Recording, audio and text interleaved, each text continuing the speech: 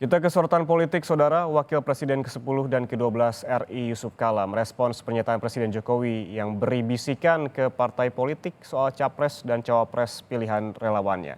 Menurut JK, sikap itu tidak pernah dilakukan Presiden sebelumnya.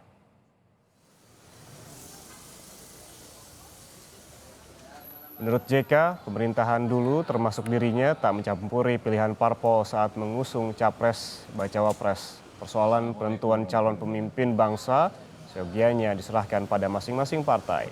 Adapun terkait bisikan pilihan relawan yang bisa memengaruhi keputusan parpol tak pernah terjadi di era Presiden Megawati dan SBY.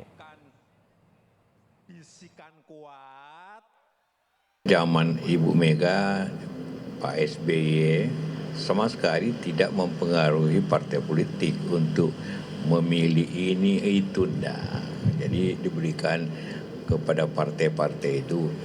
Kemudian bahwa ada koalisi masing-masing tentu adalah cara untuk mencapai aturan karena ini harus mencapai 20%. Partai cuma satu yang bisa mencapai 20% karena itu perlu koalisi. Tapi koalisi itu adalah kewenangan masing-masing.